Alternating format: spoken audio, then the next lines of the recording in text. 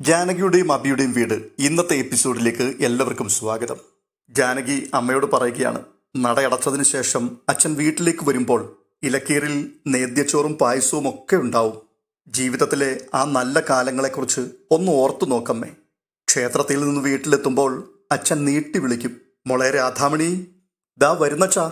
മോളെ നേദ്യച്ചോറും പായസവും ഒക്കെ എടുത്തു വെക്കുക. ആ ശരിയച്ചാ. മോളെ അച്ഛൻ മാല കെട്ടാൻ പറഞ്ഞിട്ട് കെട്ടിയോ? ഉവ്വച്ചാ.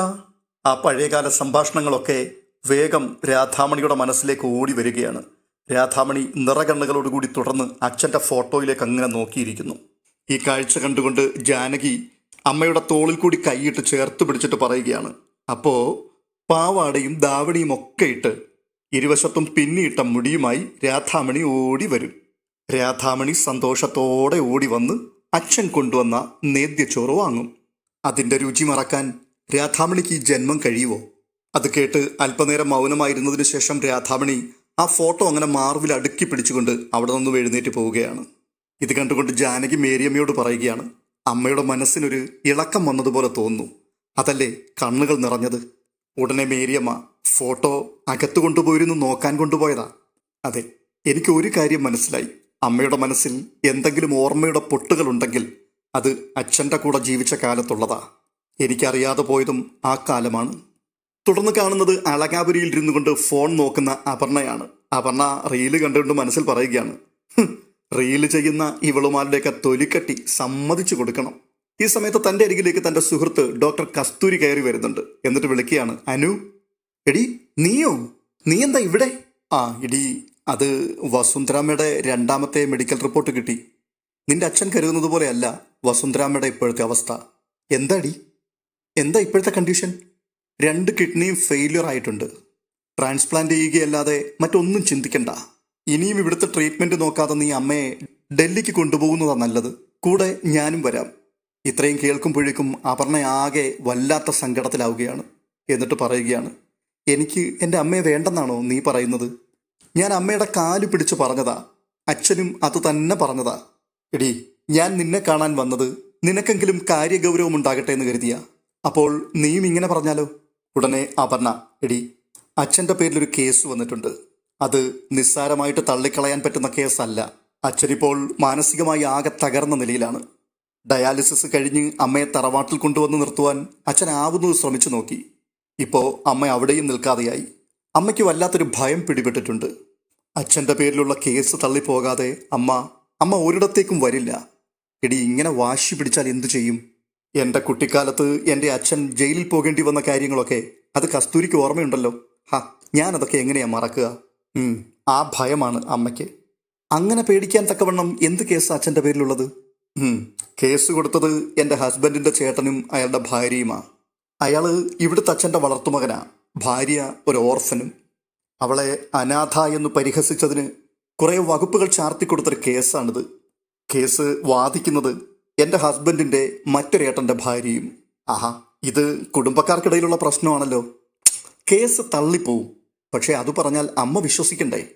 അപ്പോൾ കസ്തൂരി പറയുകയാണ്, ഞാൻ ഇവിടുന്ന് പോയതിനു ശേഷമായിരുന്നല്ലോ നിന്റെ വിവാഹമൊക്കെ.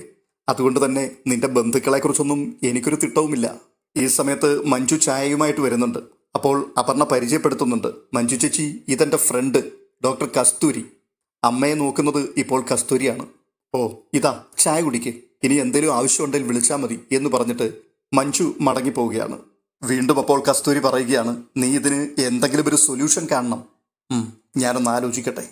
ഈ സംസാരം മുകളിൽ നടക്കുമ്പോൾ താഴെ ഓഫീസിൽ നിന്നും നിരഞ്ജന കയറി വരുന്ന കാഴ്ച കാണുന്നുണ്ട്. നിരഞ്ജന വന്ന് സോഫയിലേക്ക് ഇരിക്കുമ്പോൾ മഞ്ജു വന്ന് ചോദിക്കുകയാണ്, നിരഞ്ജന ഇന്ന് നേരത്തെ ആണല്ലോ? കുറച്ച് നോട്ട്സ് പ്രിപ്പയർ ചെയ്യാനുണ്ടായിരുന്നു. അപ്പോൾ ഓഫീസിലിരിക്കാതെ നേരെ ഇങ്ങോട്ടിങ്ങി പോന്നു. ഇവിടെയാകുമ്പോൾ സ്വസ്ഥമായിട്ടിരിക്കാമല്ലോ. ചേച്ചി, പുറത്ത് ഡോക്ടറുടെ സ്റ്റിക്കർ ഒട്ടിച്ച ഒരു കാറ് കിടപ്പുണ്ടല്ലോ. ഇവിടെ ഡോക്ടർ വരാൻ എന്താ കാര്യം? അത് അപർണയുടെ ഒരു ഫ്രണ്ടാണ്. കസ്തൂരി എന്നോ മറ്റോ പേര് പറയുന്നത് കേട്ടു. ആ ഡോക്ടറാണ് അപർണയുടെ അമ്മയുടെ ട്രീറ്റ്മെൻറ്റിൻ്റെ കാര്യങ്ങളൊക്കെ നോക്കുന്നത്. അപർണയുടെ കൂടെ സ്കൂളിൽ പഠിച്ച കുട്ടിയാണെന്നാണ് പറയുന്നത്. 2 പേരും മോളിലുണ്ട്. അപ്പോൾ നിരഞ്ജന, ഡോക്ടർ കസ്തൂരി, ആ പേര് എവിടെയോ കേട്ടതുപോലെ ഉണ്ടല്ലോ. അപ്പോൾ മഞ്ജു, അവർ മോളിലുണ്ട്, നിരഞ്ജന അങ്ങോട്ട് ചെല്ല്, പരിചയപ്പെടാമല്ലോ. ഇത് പറഞ്ഞിട്ട് മഞ്ജു തിരികെ അടുക്കളയിലേക്ക് പോവുകയാണ്. തുടർന്ന് വീണ്ടും കാണുന്നത് അപർണയും കസ്തൂരിയും തമ്മിലുള്ള സംസാരമാണ്. അപർണയോട് കസ്തൂരി പറയുകയാണ്, എൻ്റെ അച്ഛനൊരു പോലീസ് ഓഫീസറായിരുന്നു എന്നുള്ള കാര്യം നിനക്കറിയാലോ. എന്തെങ്കിലും ഹെൽപ്പ് വേണമെങ്കിൽ ഞാൻ അച്ഛനോട് പറയാം, അനു പറഞ്ഞാൽ മതി. അപ്പോൾ അപർണ, എടി ഇത് കോടതിയിലെത്തിയ കേസാണ്. ഇവിടെ പോലീസിനോ രാഷ്ട്രീയക്കാർക്കോ ഒന്നും ചെയ്യാൻ പറ്റില്ല. കേസിന്റെ കാര്യത്തിൽ എനിക്ക് ടെൻഷനൊന്നുമില്ല. അച്ഛനെ തൊടാൻ പോലും പറ്റില്ല.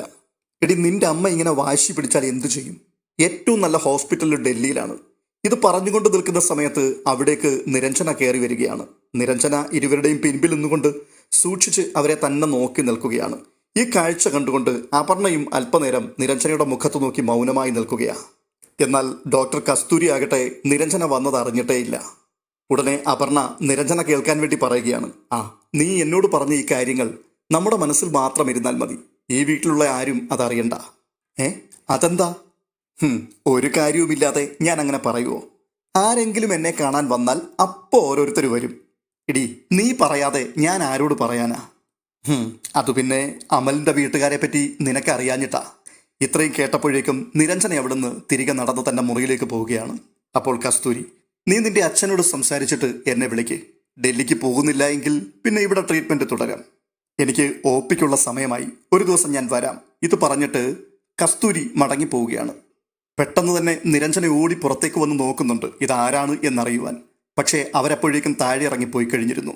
ആ സമയത്ത് നിരഞ്ജന മനസ്സിൽ പറയുന്നുണ്ട്, ഡോക്ടർ കസ്തൂരി എവിടെയോ കാണുകയും കേൾക്കുകയും ചെയ്തതുപോലെ.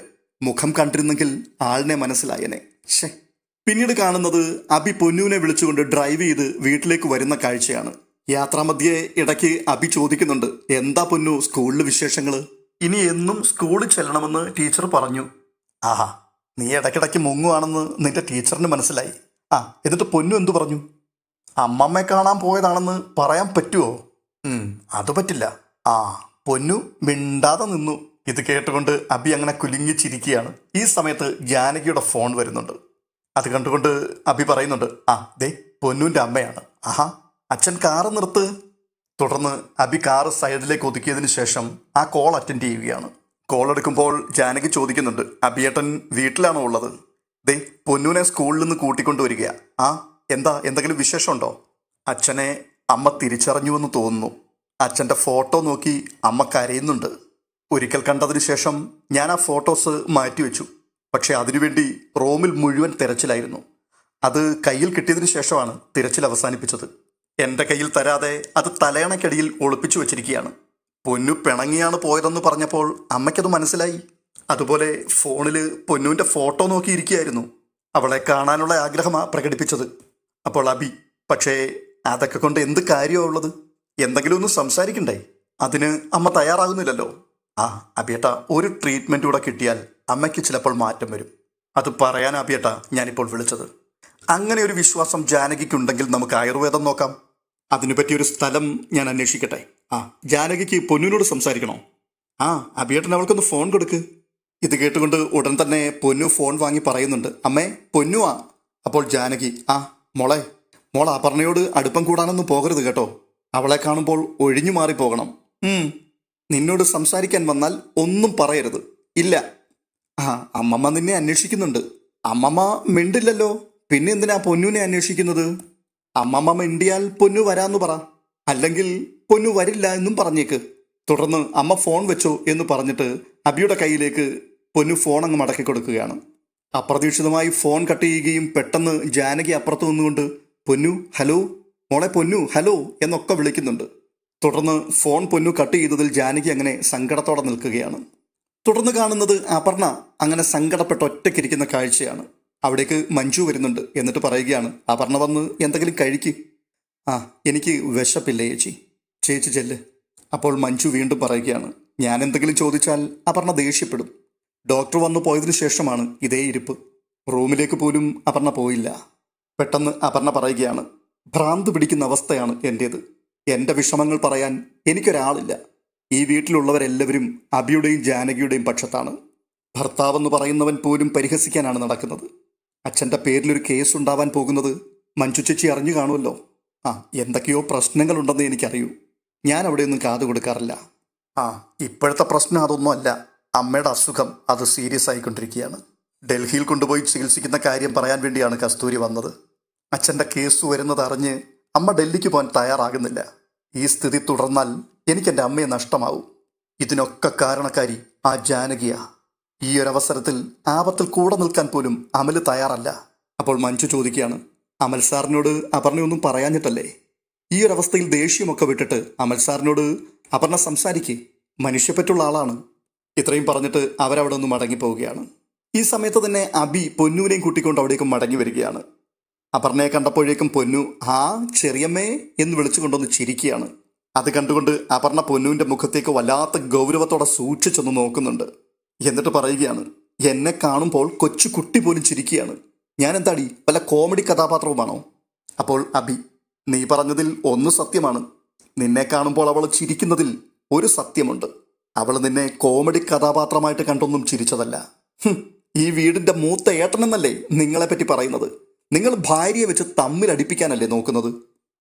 ഞാൻ അതിനല്ല ശ്രമിക്കുന്നത്. പക്ഷേ ആ മോഹവുമായിട്ട് ഇങ്ങോട്ട് വന്നു കയറിയത് നീയാണ്. ഓ, എന്നിട്ടാണ് ഭാര്യയെ അനാഥയെന്ന് വിളിച്ചു പോയതിന് പക തീർക്കാൻ നടക്കുന്നത്. അതിന് അഭി പറയുകയാണ്, അനാഥയല്ലാതെ പിന്നെ ആരാണ്? ജാനകിക്ക് അതിൽ ഒരു വിരോധവുമില്ല.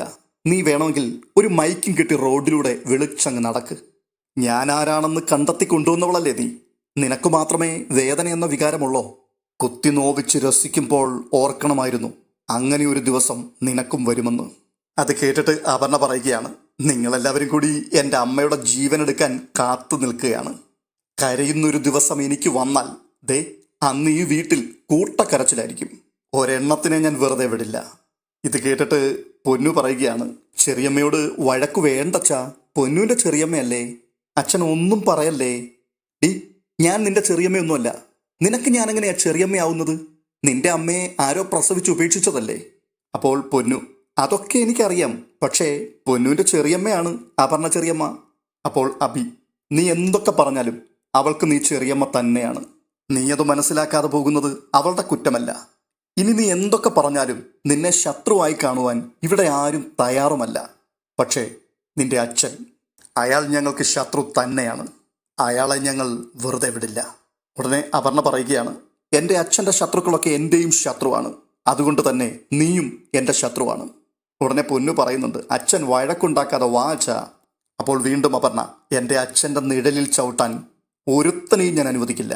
അത് കേട്ടിട്ട് അഭി പറയുകയാണ്, നിഴലിലല്ല ശിരസിലാണ് ചവിട്ടാൻ പോകുന്നത്. പാതാളത്തോളം പടനിലത്ത് തമ്പിയെ ചവിട്ടി താഴ്ത്തിയിരിക്കും. ഓഹോ, നീ ചവിട്ടം വാടാ, നിന്റെ കാല് ഞാൻ വെട്ടും, എനിക്ക് ഭ്രാന്താ.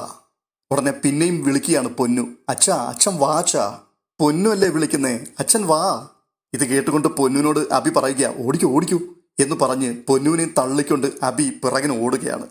പിന്നീട് കാണുന്നത് പശുപതി അപർണയെ കാണുവാൻ വേണ്ടി അളകാപുരിയിലേക്ക് വരുന്നതാണ്. പശുപതിയുടെ മുഖം കാണുമ്പോൾ തന്നെ കോപത്തോടെ അപർണ പറയുന്നുണ്ട്, നിങ്ങളുടെ സഹായം എനിക്ക് വേണ്ടെന്ന് ഞാൻ പറഞ്ഞതല്ലേ? അപ്പോൾ അയാൾ പറയുകയാണ്, അതെന്തൊരു സംസാരമാ മാഡം? മാഡം എന്നെ ഒരു ജോലി ഏൽപ്പിച്ചു, ഞാനത് പൂർത്തിയാക്കിയിട്ട് വന്നിരിക്കുകയാണ്. ജാനകി താമസിക്കുന്ന വീട് ഞാൻ കണ്ടെത്തി കഴിഞ്ഞു മാഡം. ഇത് കേട്ട് ഒരു ഞെട്ടലോടെ അപർണ ചോദിക്കുകയാണ്, സത്യമാണോ തനി പറയുന്നത്? ഞാൻ മാഡത്തോട് എന്തിനാണ് ഈ കളവ് പറയുന്നത്? സത്യമാണ് മാഡം, ഞാൻ സൂചന തന്ന ആ സ്ഥലത്ത് തന്നെയാണ് ഈ വീട്. ആ വീടിന്റെ പേര് ചന്ദ്രകാന്തം. അത് ജാനകി താമസിക്കുന്ന വീടാണെന്ന് നിങ്ങൾ എങ്ങനെ ഉറപ്പിച്ചു? ആ വീട്ടിൽ ജാനകി ഉണ്ടായിരുന്നു മാഡം. ജാനകി താമസിക്കുന്ന ആ വീട് കണ്ടെത്തുവാൻ വേണ്ടിയുള്ള എൻ്റെ ശ്രമം അത് തുടങ്ങിയിട്ട് എത്ര ദിവസങ്ങളായിട്ടുണ്ടെന്നറിയാമോ? അപ്പോൾ അപർണ, ആ വീട്ടിൽ ആരൊക്കെ ഉണ്ടെന്ന് താൻ മനസ്സിലാക്കിയോ? അത് മനസ്സിലാക്കാതെ ഞാൻ തിരിച്ചു പോരുവോ മാഡം? ജാനകിയെ കൂടാതെ പ്രായമുള്ളൊരു സ്ത്രീയും കൂടി ആ വീട്ടിലുണ്ട്. അത് കേട്ട് ഒരമ്പരപ്പോടെ അപർണ ചോദിക്കുകയാണ്, നിങ്ങൾ ആ സ്ത്രീയെ കണ്ടോ, അതോ വെറും ഊഹം വെച്ച് പറയുകയാണോ? ഓ ദൈവത്തെ ഓർത്ത് മാഡം എന്നെ ഒന്ന് വിശ്വസിക്കുക. ജാനകിയും ആ സ്ത്രീയെയും ഞാൻ കണ്ടു, സംസാരിക്കുകയും ചെയ്തു. റെസിഡൻസ് അസോസിയേഷന്റെ ആളായിട്ടാണ് ഞാൻ എന്നെ പരിചയപ്പെടുത്തിയത്. അപ്പോൾ അപർണ, ആ സ്ത്രീയുടെ പേര് രാധാമണി വാരസ്യാർ എന്നാണ്. അവർ കാഴ്ചയിൽ എങ്ങനെയുണ്ട്? മാഡത്തിന്റെ ഫോണിലേക്ക് ആ സ്ത്രീയുടെ ഫോട്ടോ ഞാൻ അയച്ചിട്ടുണ്ട്. മാഡം ഇതുവരെ അത് നോക്കിയില്ലേ? മാഡം ഒന്ന് നോക്കിയേ. എന്നെ കണ്ടപാടെ ജാനകി ആ സ്ത്രീയെയും കൊണ്ട് അകത്തേക്ക് പോകുന്ന ഫോട്ടോയും ഉണ്ട്. ഇത് കേട്ടുകൊണ്ട് ഉടൻ തന്നെ അപർണ ഫോൺ തുറന്ന് വാട്സാപ്പിൽ അയാൾ അയച്ചു കൊടുത്ത ഫോട്ടോസ് ഓരോന്നായി പരിശോധിക്കുകയാണ്. അപ്പോൾ അയാൾ വീണ്ടും പറയുകയാണ്, സംസാരത്തിനിടയിൽ ഞാനെടുത്ത ഫോട്ടോകളാണ് ഇതൊക്കെ, അവര് പോലും അറിഞ്ഞിട്ടില്ല. അപ്പോൾ അപർണ, താൻ അവിടെ പോയി എന്നുള്ളത് സത്യമാണ്. ജാനകി രണ്ടാമത്തെ ഫോട്ടോയിലുമുണ്ട്. പക്ഷേ ഈ സ്ത്രീ ഞാൻ ഉദ്ദേശിക്കുന്ന രാധാമണി വാരസ്യാരല്ല. ഇത് ഒരു ചട്ടയും മുണ്ട് ധരിച്ച സ്ത്രീയാണല്ലോ. അപ്പോൾ പശുപതി, മാഡം അന്വേഷിച്ച സ്ത്രീ ഇത് തന്നെയാണ്. ഈ കാണുന്ന വേഷം ഉണ്ടല്ലോ, ഇത് മറ്റുള്ളവരുടെ കണ്ണിൽ മണ്ണിടാനുള്ള വേഷം കെട്ടലാണ്. രാധാമണി വാരസ്യരെ തപ്പി ആരെങ്കിലും വരുമെന്ന് ജാനകിക്കറിയില്ലേ? ആരെങ്കിലും വന്നാൽ ഇത് രാധാമണി വാരസ്യരല്ല എന്ന് മനസ്സിലാക്കി വേഷം കണ്ടിട്ട് അവർ മടങ്ങിപ്പോവും. ഇത്രയും കരുതലോടെയൊക്കെ ഒളിച്ചു കഴിയുമ്പോൾ ജാനകി ഒരു മുൻകരുതൽ എടുക്കില്ലേ മാഡം? പക്ഷേ ഈ പശുപതിയോടാ ജാനകിയുടെ ഒരു നമ്പർ. എവിടെ വില പോകാനാ? ചട്ടയും മുണ്ടും ധരിപ്പിച്ചു നിർത്തിയിരിക്കുക രാധാമണി വാരസ്യാരെ. മാഡത്തിന് ഉറപ്പായിട്ടും വിശ്വസിക്കാം, ഇത് തന്നെയാണ് രാധാമണി വാരസ്യാർ. അപ്പോൾ വീണ്ടും അപർണ ചോദിക്കുകയാണ്, നിങ്ങൾ ആ സ്ത്രീയുടെ പേര് ചോദിച്ചോ? ഓ, അതല്ലേ തമാശ. ഞാൻ ആ സ്ത്രീയുടെ പേര് ചോദിക്കാൻ ഒരുങ്ങുകയും ജാനകി ആ സ്ത്രീയെയും കൂട്ടി അകത്തേക്ക് കയറി അങ്ങ് പോയി. ആ സ്ത്രീയെ കണ്ടിട്ട് നോർമലായിട്ട് തോന്നിയോ? കുറച്ച് പ്രശ്നമുള്ളതായിട്ടാണ് മാഡം തോന്നിയത്. അവരത്ര നോർമൽ അല്ല മാഡം. എന്നെ വരട്ടാനാണ് അവർ നോക്കിയത്. പക്ഷേ ജാനകി പെട്ടെന്ന് പുറത്തേക്ക് വന്ന് അവരെയും പിടിച്ചുകൊണ്ടങ്ങ് പോവുകയായിരുന്നു. ഇത്രയും കേട്ടപ്പോഴേക്കും ഒരു വിജയിച്ച ഭാവത്തോടുകൂടി അപർണ അങ്ങനെ വിജനതയിലേക്ക് നോക്കി നിൽക്കുകയാണ്. തുടർന്ന് കാണുന്നത് അടുത്ത ദിവസത്തെ പ്രമോയാണ്. അമല് വന്നിട്ട് ജാനകിയുടെ മുൻപിൽ ഇരുന്നുകൊണ്ട് പറയുകയാണ്, ഏട്ടത്തി ഈ കേസ് പിൻവലിച്ചാൽ എല്ലാ പ്രശ്നങ്ങളും തീരും. അമലെ, ജീവനുള്ള പ്രതിമ പോലെ നിന്റെ അടുത്തിരിക്കുന്ന ഈ അമ്മയെ നീ കാണുന്നില്ലേ? അമ്മയ്ക്ക് ഈ വിധി കൊടുത്തവനും ഞാനും നീയും സന്തോഷിച്ചു കഴിയുന്ന കാലഘട്ടത്തിൽ ഈ അമ്മ ഇരുട്ടിലായിരുന്നു. ഇപ്പോൾ ബന്ധങ്ങൾക്കൊരു ഉലച്ചിൽ വന്നപ്പോൾ നിനക്കത് സഹിക്കാൻ കഴിയുന്നില്ല അല്ലേ? തുടർന്ന് കാണുന്നത് ഉണ്ണിത്താനെയാണ്. ഉണ്ണിത്താൻ പറയുകയാണ്, ഈ ഫാബ്രിക്കേറ്റഡ് ആയിട്ടുള്ള കഥയാണെങ്കിലും അതിനൊരു ലൈഫ് ഉണ്ടാവണം, എന്നാലേ സംഗതി ഏൽക്കൂ. ഇത് കേട്ടുകൊണ്ട് അബി വക്കീലിന്റെ മുഖത്തേക്ക് അങ്ങനെ സൂക്ഷിച്ചു നോക്കി നിൽക്കുന്ന കാഴ്ചയോടുകൂടി ഇന്നത്തെ എപ്പിസോഡ് പൂർണ്ണമാവുകയാണ്. ഈ വീഡിയോ നിങ്ങൾക്ക് ഇഷ്ടപ്പെട്ടിട്ടുണ്ടെങ്കിൽ ഒന്ന് ലൈക്ക് ചെയ്യുവാൻ മറക്കരുത്. നാളത്തെ എപ്പിസോഡിൽ വീണ്ടും കാണും വരേക്കും ബൈ.